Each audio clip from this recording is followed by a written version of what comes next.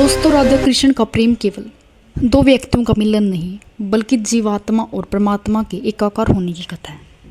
आज हम आपको राधा कृष्ण के प्रेम की एक ऐसी रियल स्टोरी सुनाऊंगे जो कि आपने शायद ही कभी सुनी होगी। स्टोरी में आगे बढ़ने से पहले अगर आपने अभी तक हमारे चैनल को सब्सक्राइब नहीं किया तो प्लीज़ चैनल सब्सक्राइब कर लीजिए, क्योंकि मैं डेली आपके लिए ऐसी रियल स्टोरी लेकर आती हूँ। दोस्तों, बरसाना और नंदगांव की गलियों में कृष्ण की बांसुरी की धुन गूंज रही थी। यह वह समय था जब कृष्ण की ख्याति दूर दूर तक फैल चुकी थी। लोग उनकी एक झलक पाने के लिए पागल रहते थे। माना जाता है कि उसी समय एक बार राधा जी प्रेम की एक उच्च अवस्था में थी, जिसे मान कहा जाता है। वे कृष्ण से रुष्ट नहीं थी, बल्कि यह देखना चाहती थी कि क्या कृष्ण उनके अंतर्मन की पुकार सुन पाते हैं।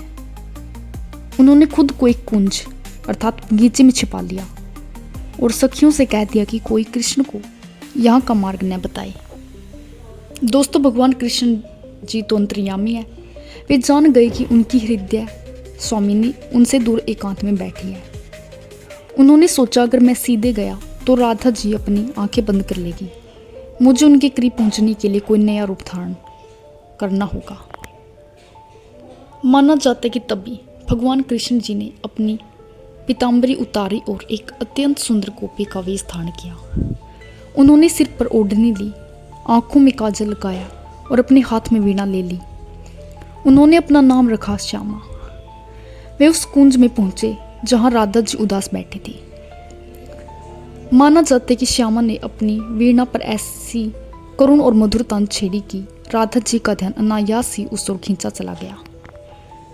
दोस्तों, राधा जी ने सामने एक सुंदर सखी को देखा और पूछा, हे सखी, तुम कौन हो? मैंने पहले कभी तुम्हें बरसाना में नहीं देखा और तुम्हारी यह वीणा, इसमें से तो साक्षात भगवान कृष्ण की बांसुरी जैसी गूंज आ रही है। तभी श्यामा सखी ने झुककर उत्तर दिया, हे स्वामिनी, मैं दूर वन से आई हूँ। सुना है कि बरसाना की राधा रानी का हृदय बड़ा विशाल है, इसलिए अपनी कला सुनाने चली आई। दोस्तों, राधा जी ने उसे अपने पास बिठा लिया। बातों बातों में श्यामा सखी ने राधा जी के चरण दबाने शुरू कर दिए। माना जाता है कि जैसे ही उन कोमल हाथों ने राधा के चरणों को छुआ, राधा जी चौंक गई।